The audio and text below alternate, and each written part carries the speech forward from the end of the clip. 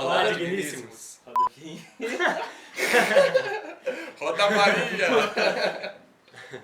3, 2, 1. Olá, digníssimos! Sejam bem-vindos ao canal Conservadores. Antes de iniciarmos o vídeo, curta, se inscreva, ative o sino para receber notificações. E o tema de hoje é pensamento filosófico e sua aplicabilidade prática nas nossas vidas. Agora é a hora da vinheta? Vamos ao vídeo. Roda a vinheta!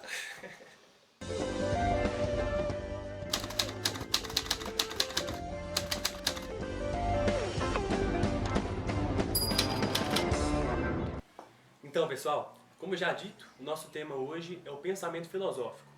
E não só o pensamento filosófico e a filosofia em si, entendendo os filósofos, os pensadores e suas questões. Não, é a aplicabilidade prática mesmo do que vem a ser esse pensamento filosófico no nosso dia a dia, no nosso cotidiano.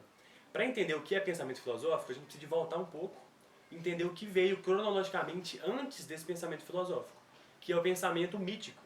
O pensamento mítico, ele buscava entender, e principalmente na Grécia Antiga que a gente via isso, né, entender as questões práticas do cotidiano, atrelando-as aos deuses gregos, a essa mitologia grega. Como exemplo, o deus Eros, que é o deus da paixão.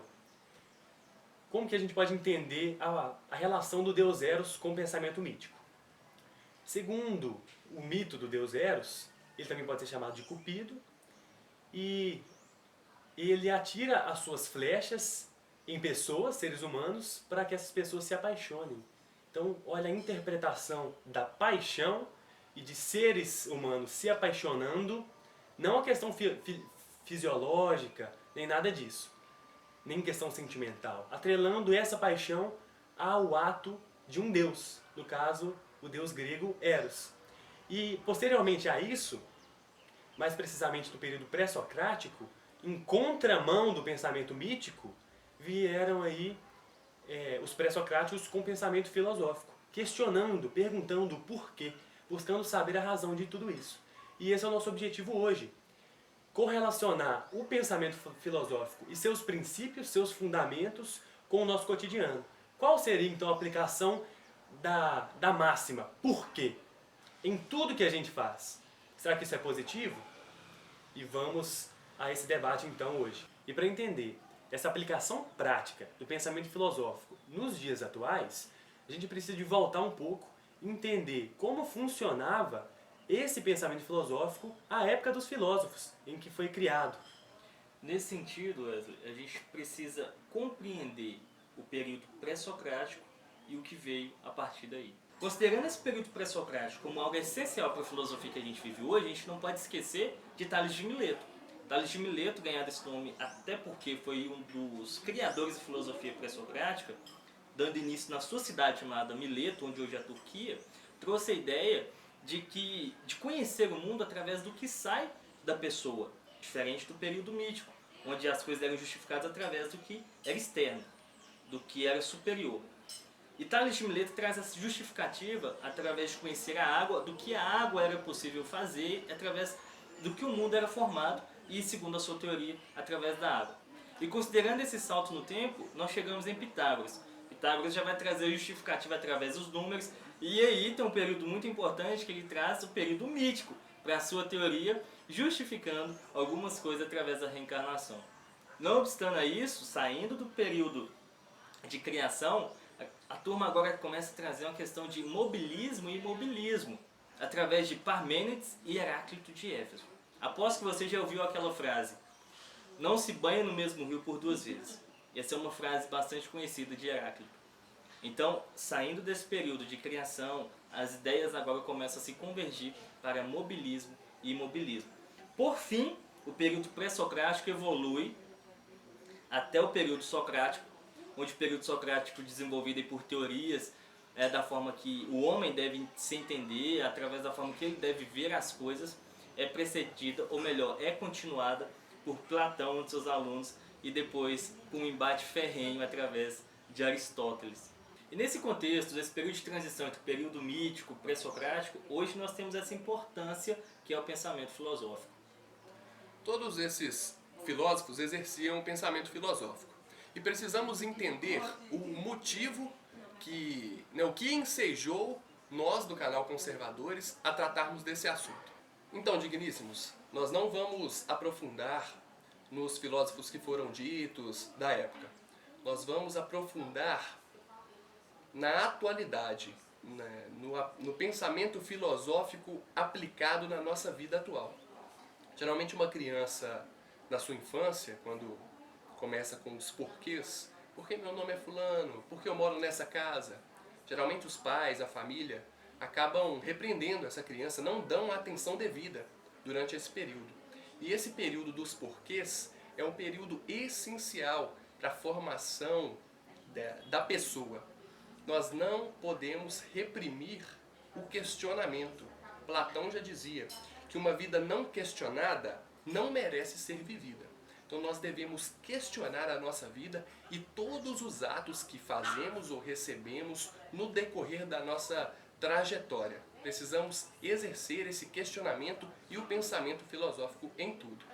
E esse questionamento, ele não tem que ser instigado só na infância não, apesar de ser extremamente importante que isso aconteça, porque é o período de formação, como o William já disse, né? É importante, mas esse pensamento filosófico, esse questionamento, ele tem que ser instigado, ele não pode ser reprimido em todas as outras searas, em todas as outras idades, né? Tudo que envolve essa crítica, esse questionamento, essa busca pelo saber tem que ser incentivado, né? Exatamente. Recentemente eu estava conversando com a minha priminha, ela tem 5 anos? 7 anos. E eu fui e falei com ela, por que você usa chinelo? Ela falou, não sei não. Aí eu fui aprofundar na questão do pensamento filosófico, induzindo ela a entender, a questionar isso. Falei, pensa um pouquinho comigo, por que você usa chinelo? Ela, seria pra não machucar meu pé? Eu, ótimo, a gente usa chinelo para não machucar o pé. Por que mais que a gente usa chinelo? Aí ela foi pensando, eu falei, se o chão estiver gelado, será que você pode pegar um resfriado? Era verdade. Então o chinelo também te protege, né? Protege sua saúde. Ela, sim. Aí eu acabei mudando de assunto, mas enfim, eu tentei estimular ela a pensar, a questionar, né? Uma coisa simples, que é o uso do chinelo. Mas se ela entender isso, ela já vai passar a questionar todas as coisas. E isso vai trazer um crescimento racional para ela muito importante. Ela vai deixar de ser alienada, né? Exatamente. Isso é importante, William. Essa ideia tratando da criança em específico agora, de criarmos nela essa indução de querer saber o motivo das coisas é importantíssimo. E isso é feito por você, pais, quando ela ainda é bebê. E às vezes você não sabe disso. O momento em que você estimula seu filho a falar papai, mamãe, descobrir o nome dos objetos, você está instigando aquela pessoa, aquela criança, aquele neném, a saber o motivo, o que é aquilo. Só que isso é importante porque quando esse neném começa a se tornar uma criança de 7, 8, 9 anos, ela começa a te questionar. Papai, o que é isso? Mamãe, o que é isso? O que é aquilo? Como se faz isso? Como se faz aquilo? Aqui que você faz. Cala a boca, menino. Não tô aguentando mais esse menino falar. Não há que falação. Não tô aguentando. Então, entende que você instiga seu filho, a sua filha, a desenvolver um pensamento filosófico, a desenvolver uma intenção de descobrir o que é as coisas, qual o motivo delas. E quando essa criança ela começa a desenvolver isso, você vai lá e corta. Isso deixa a gente um pouco chateado pela raiz que nós temos, pelos valores que nós carregamos, porque se você induz uma criança, você tem que dar continuidade, porque a mente dela é muito fértil. E largar um pouco disso aqui, até aproveitando, tem um card aqui em cima da Cecília. A gente gravou um vídeo sobre o mal da tecnologia, o excesso da tecnologia causa mal, né, pra gente. Isso, tá? E a gente vai deixar nos cards, ou aqui, não sei.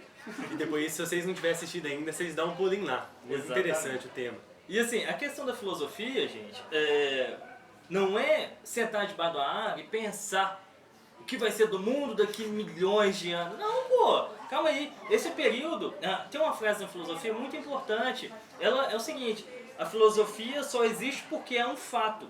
Você pensa sobre as coisas, você raciocina. Você tem que pensar, raciocinar onde você quer chegar, o processo que você está vivendo. O que você faz hoje gera o fruto que você quer colher. Então, a ideia da filosofia é você pensar, interiorizar o que você quer, o que você pensa, e depois expressar isso de uma forma que você se sinta mais à vontade, claro. Então, a filosofia, ela te faz crescer, te faz desenvolver, ela faz com que você pense melhor o que você vive, de que forma que vai viver.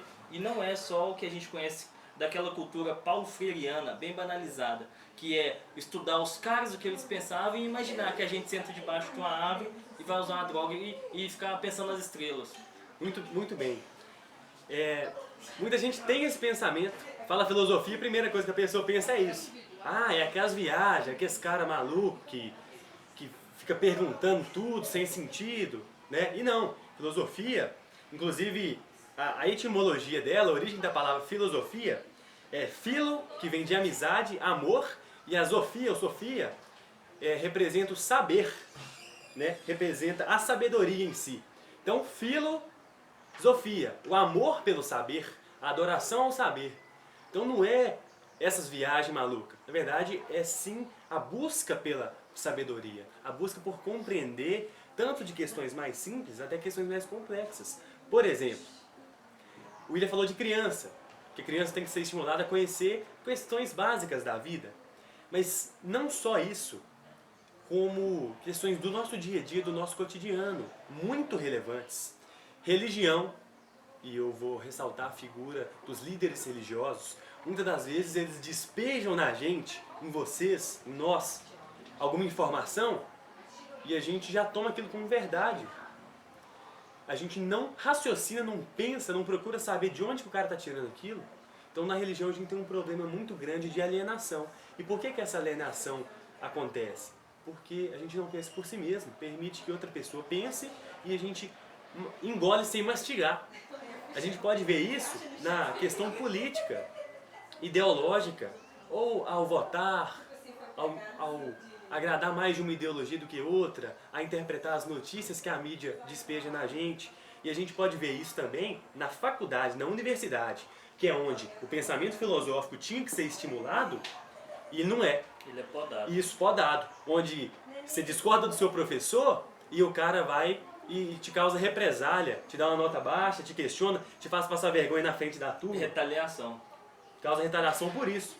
Porque um lugar, na universidade, onde o pensamento filosófico tinha que ser estimulado, e ele não é. E ele é podado e reprimido. Deveria florescer para que as pessoas se preparassem para discutir isso. A filosofia, ela não é uma ciência exata, assim como nenhuma outra coisa que envolva crescimento.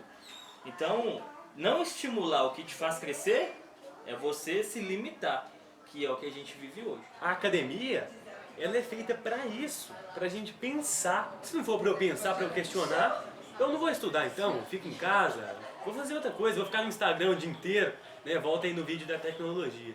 Então a academia é para isso, é para desenvolver senso crítico, desenvolver pensamento filosófico. E na prática não é.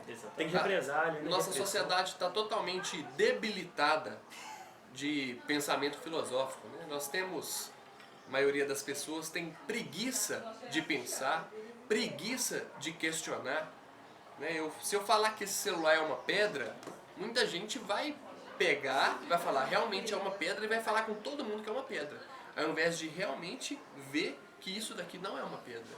Então a nossa sociedade está debilitada, né? Nós não estamos exercendo esse questionamento, exercendo, né, esse pensamento filosófico. Precisamos estimular em todos o exercício do pensamento filosófico para evitar essas alienações, para criar pessoas com um raciocínio mais lógico e o liquidificador não para. E pelo amor de Deus, já volto assim? Pelo amor de Deus! Deixa eu te falar uma coisa. Nós temos um problema que é do líder que estimula a pessoa e a pessoa engole sem mastigar. Mas a gente também tem as pessoas que não querem mastigar. Isso é um problema. Comece a mastigar o que você recebe. Não engula do jeito que você recebeu. Você vai engolir inseto, bicho e não está sabendo. Vai saber o que está no seu estômago. Trazendo um pouco para a religiosidade, no livro de Osés tem uma passagem que fala: meu povo foi destruído por falta de conhecimento. E isso encaixa perfeitamente. Falta de conhecimento, ela destrói. E eu digo mais ainda na religiosidade. O conhecimento liberta, a verdade liberta. Exatamente. Então, vamos mastigar aquilo que a gente recebe. Não vamos engolir sem mastigar. Vamos filtrar e reter o que é benigno para a gente. Vamos estimular o pensamento e vamos pensar em si próprios, para que a gente não venha propagar a alienação. Pois bem, digníssimos, qual que é o aprendizado que o canal Conservadores quer passar para nós hoje? Qual que é o questionamento? A gente tem mastigado antes de engolir? A gente tem retido só o que é importante? Ou a gente tem absorvido tudo sem questionar, sem reclamar, sem procurar saber da verdade? Vamos buscar a verdade, vamos buscar ela agora. Vamos esperar para amanhã, não? Vamos esperar acontecer nada de grave para buscar, não? Platão já dizia: não espere por uma crise para descobrir o que é importante em sua vida. Então vamos questionar e vamos agir hoje. Não vamos deixar isso para amanhã. Vamos descobrir nossa plenitude em busca da verdade. Pois bem, digníssimos, esse foi o nosso vídeo de hoje. Nos desculpem aí pelo barulho. A gente gravou hoje num horário diferente de costume e tinha alguns barulhos externos que estavam fora do script. Curta nosso vídeo e inscreva-se no nosso canal. Ative o sininho para sempre você ser lembrado quando postarmos o vídeo. E deixe aqui embaixo sua sugestão de tema. Muito obrigado e até breve.